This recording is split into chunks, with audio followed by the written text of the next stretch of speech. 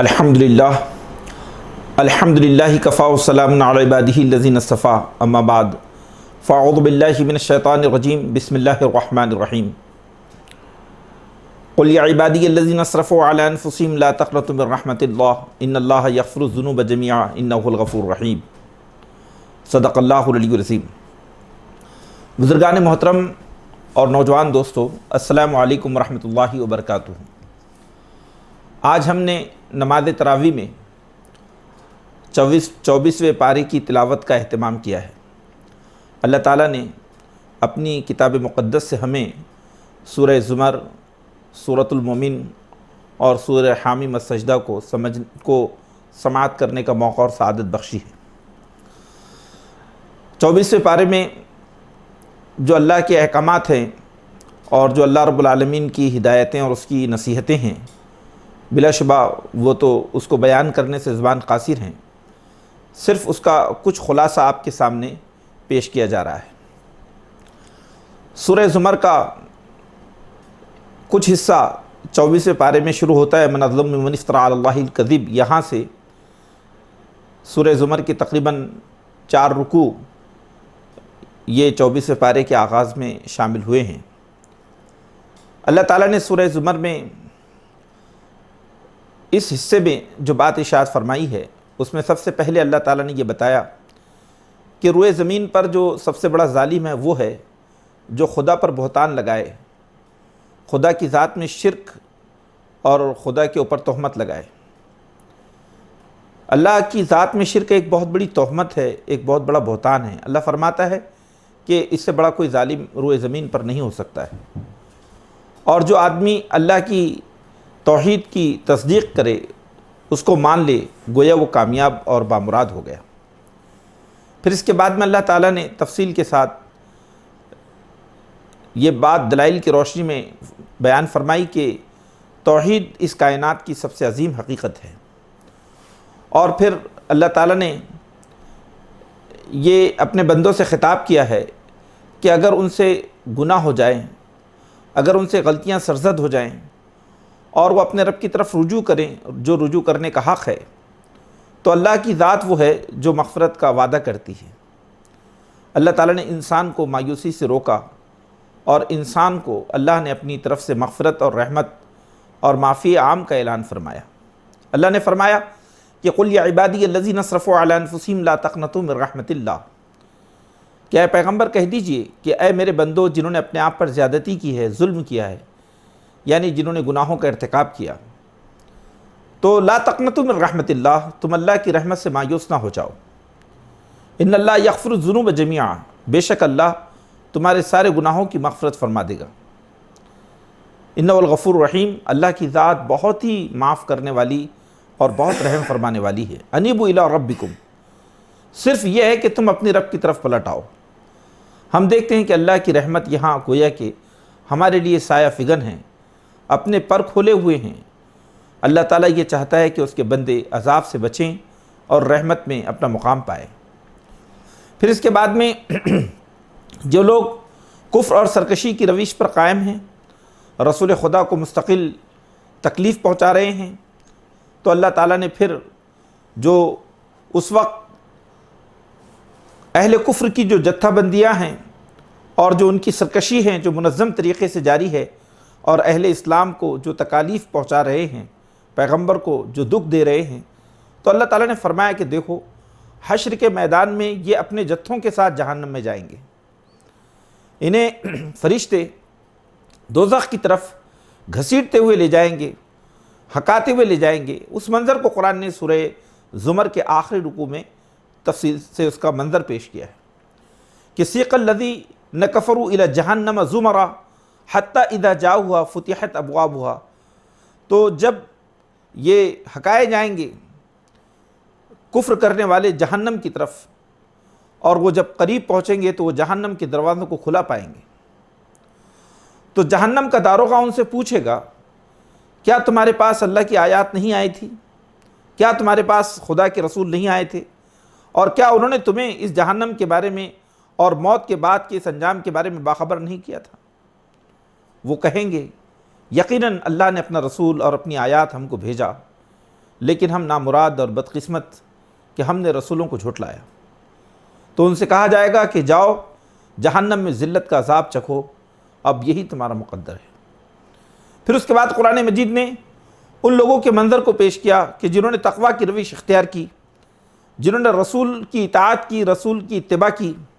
قرآن نے کہا سیق الذین اتقوا ربہم الی الجنۃ زمرا، کہ دیکھو جب اہل جنت، وہ لوگ جو متقی ہیں، جنت کی طرف لے جائے جائیں گے تو جنت کی طرف ایک شان کے ساتھ وہ پہنچیں گے اور جنت کا دروازہ وہ پہلے ہی سے کھلا پائیں گے۔ فتحت ابوابها، وہ جو ہے جنت کے دروازے کو کھلا پائیں گے۔ وقال لهم خزنتها، اور جنت کے محتمین، جنت کے داروغہ، جنت کے منتظمین فرشتے ان سے استقبالیہ کلمات کہیں گے، سلام علیکم طبتم فادخلوها خالدین، تم پر سلام ہو، تم نے بہت اچھی زندگی گزاری، تم نے اپنے زندگی کا بہترین استعمال کیا، آج تم جنت میں داخل ہو جاؤ اور ہمیشہ ہمیشہ کے لیے اس جنت میں رہو۔ پھر اس وقت جنت میں یہ اعلان ہوگا کہ یہ اہل جنت، یہ متقی لوگ جنت میں یہ کہیں گے کہ الحمدللہ الذی، کہ شکر ہے اس خدا کا کہ صدقہ وعدہ، کہ جس نے اپنے وعدے کو سچا کر دکھایا، وَأَوْرَثْنَا الْأَرْضَ نَتَبَوَّأُ مِنَ الْجَنَّةِ حَيْثُ نَشَاءُ، اور ہمیں جنت کی زمینوں کا وارث بنا دیا، ہم یہاں جہاں چاہے وہاں رہیں۔ عرش الہی کو فرشتے گھیرے ہوئے ہوں گے اور اللہ کی تسبیح اور اس کی تقدیس بیان کر رہے ہوں گے۔ ایک ایسا پرشوکت دن رب کریم کا وہ ہوگا۔ پھر اس کے بعد میں سورۃ المومن شروع ہوتی ہے۔ سورۃ المومن بھی یہ مکی صورتوں میں کی ایک اہم صورت ہے۔ سورۃ المومن کے اگر ہم موضوع اور اس کے مضمون اور اس کے پس منظر کو دیکھیں تو اس میں جو باتیں ہمارے سامنے آتی ہیں تو سب سے پہلے بات تو یہ آتی ہے کہ اللہ تعالیٰ نے توحید کے دلائل دیے، آخرت کے اس بات کو پیش کیا، اور پھر اس کے بعد میں وہ جو کشمکش مکہ کی زمین پر اہل حق اور اہل باطل کے درمیان جاری ہے، جو رسول خدا صلی اللہ علیہ وسلم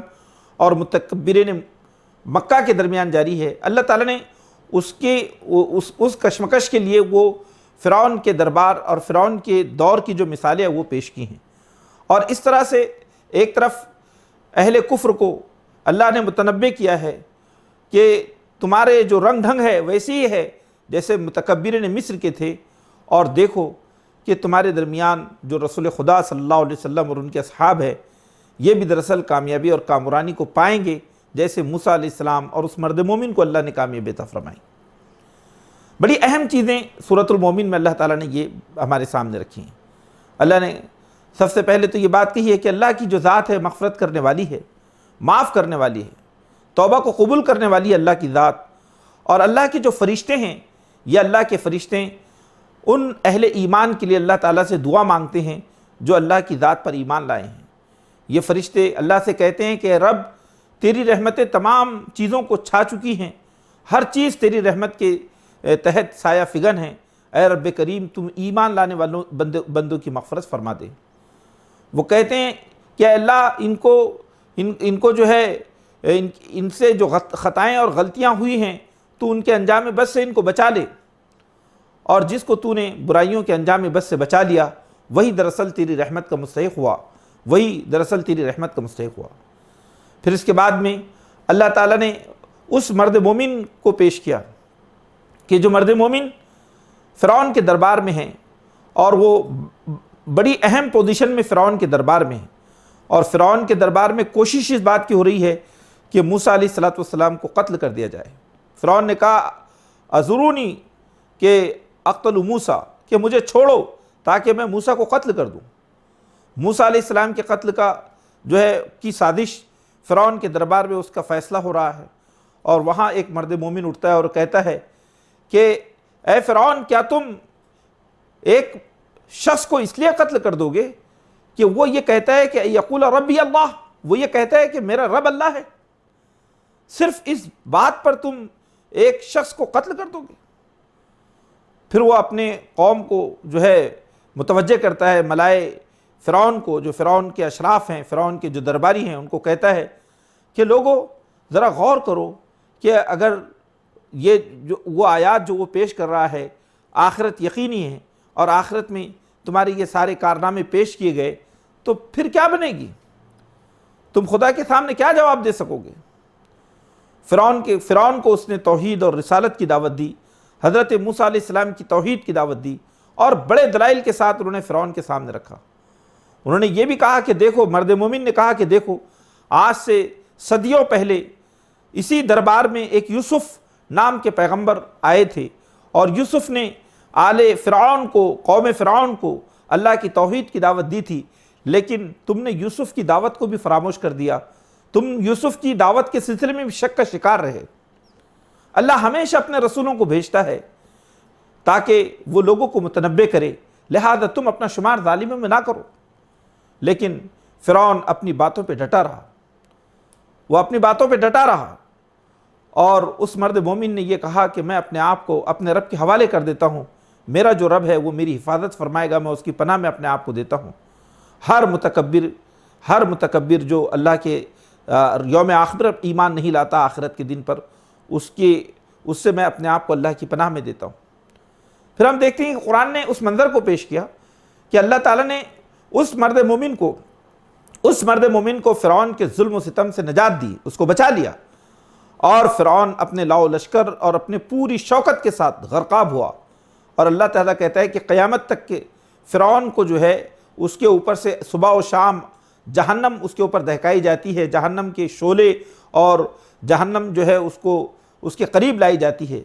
اور وہ جو ہے اس کی شدت کو محسوس کرتا ہے۔ یہ عذاب قیامت تک دیا جائے گا، اور قیامت کے دن پھر اللہ کی عدالت میں فرعون پیش کیا جائے گا، اور ہمیشہ ہمیشہ کے لیے جہنم کے اندر وہ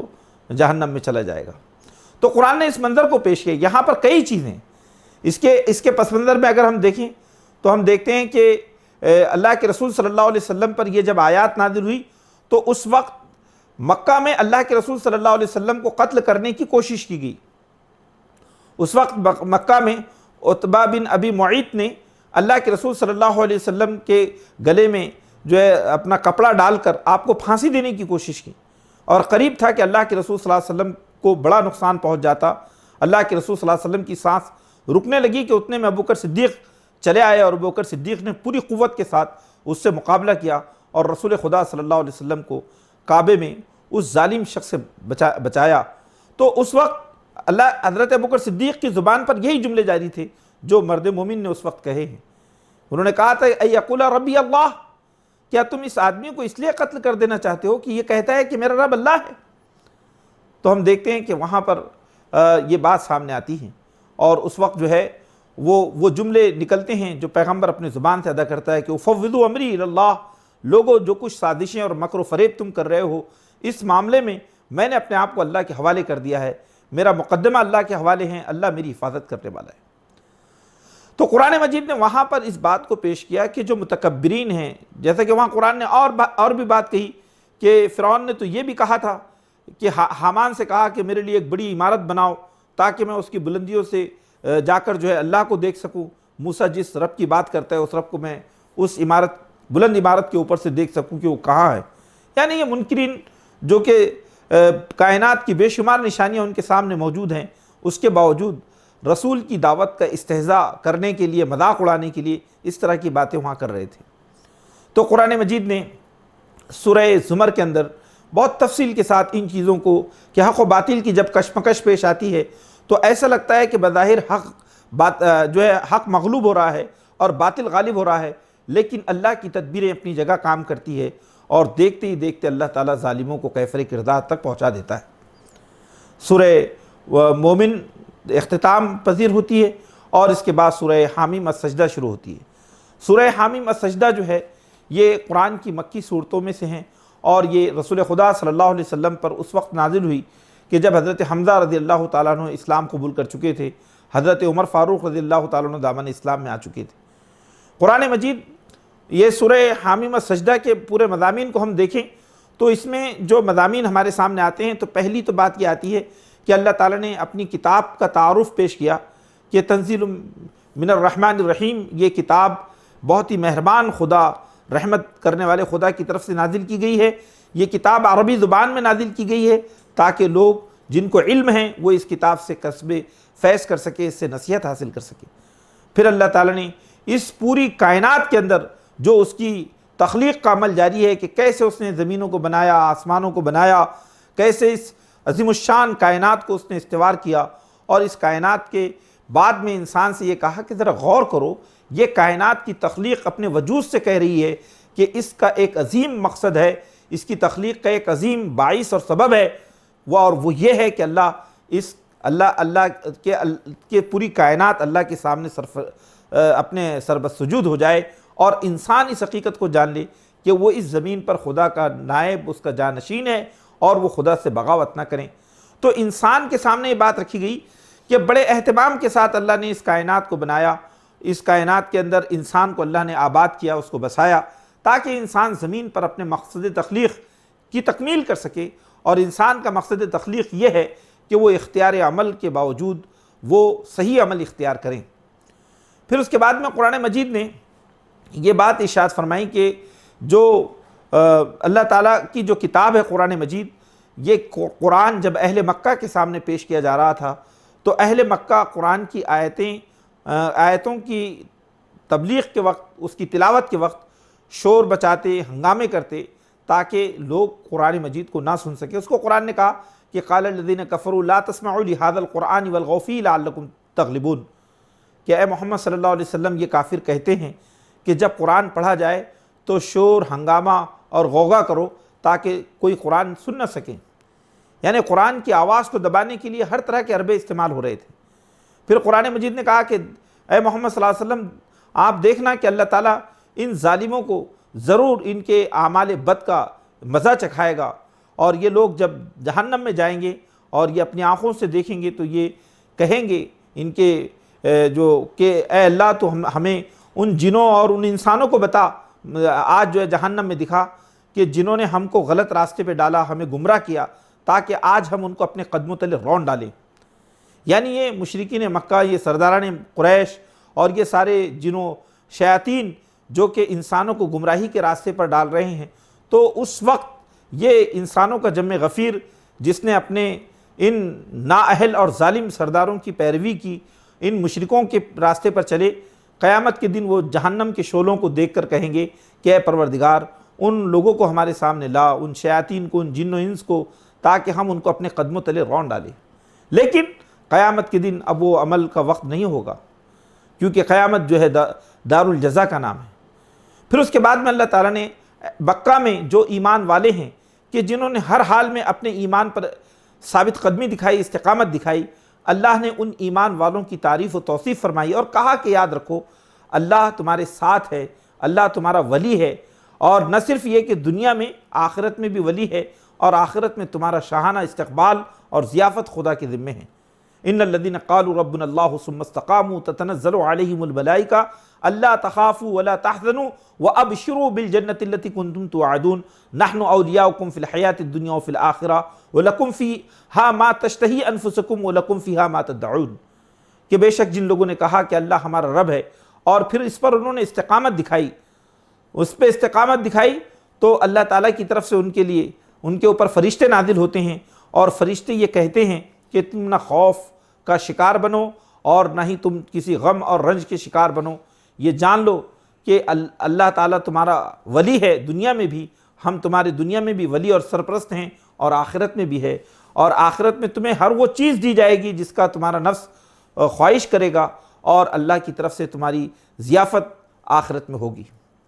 تو اس طرح سے اللہ تعالیٰ نے مومنین کے حوصلہ افزائی کی، اور اللہ تعالیٰ نے مومنین کو یہ بتایا کہ کفر اور ان کے لشکروں کو دیکھ کر کبھی تم کسی ڈر اور خوف کا شکار نہ ہو، اللہ کی طاقت تمہاری پشت پناہی کر رہی ہے۔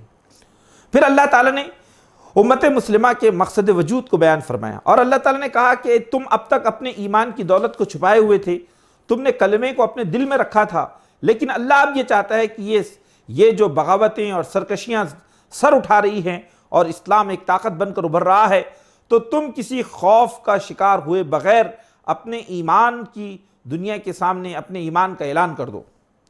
اللہ تعالیٰ نے کہا کہ دیکھو، اس کشمکش حق و باطل میں اللہ کے لیے وہ مومن زیادہ پسندیدہ ہے کہ جو مومن من احسن قولا ممن دعا الی اللہ وعمل صالحا وقال اننی من المسلمین، کہ جو مومن اللہ کی طرف لوگوں کو کلمے کی دعوت دے، جو اللہ کی طرف لوگوں کو بلائیں، جو دعوت دین پر خود عامل بنے، جس دعوت کو وہ پیش کر رہا ہے اس کو اپنے عمل کے ذریعے دنیا کے سامنے پیش کریں، وقال اننی من المسلمین، اور وہ ببانگ دہل ڈنکے کی چوٹ انسانی دنیا کے سامنے یہ اعلان کریں کہ میں مسلمان ہوں، اپنے ایمان اور اپنے اسلام کا اعلان کریں۔ پھر اس کے بعد میں قرآن مجید نے دعوت دین کی حکمت عملی کو پیش فرمایا کہ یاد رکھو وَلَا تَسْتَوِي الْحَسَنَةُ وَلَا السَّيِّئَةُ ادْفَعْ بِالَّتِي هِيَ أَحْسَنُ فَإِذَا الَّذِي بَيْنَكَ وَبَيْنَهُ عَدَاوَةٌ كَأَنَّهُ وَلِيٌّ حَمِيمٌ وَمَا يُلَقَّاهَا إِلَّا الَّذِينَ صَبَرُوا وَمَا يُلَقَّاهَا إِلَّا ذُو حَظٍّ عَظِيمٍ۔ پھر اللہ نے ایمان والوں سے یہ بات کہی کہ تمہاری حکمت تبلیغ میں یہ چیز شامل ہو، یہ بصیرت اور یہ حکمت تمہیں حاصل ہو کہ پہلے تو تمہیں یہ اعتماد ہو خدا کی جانب سے کہ نیکی اور بدی، اچھائی اور برائی یہ دونوں کبھی برابر نہیں ہو سکتے ہیں، لہذا تم بدی اور برائی کو دفع کرنے کے لیے آسن طریقہ اختیار کرو، آسن طریقے سے برائی کو دفع کرنے کی کوشش کرو۔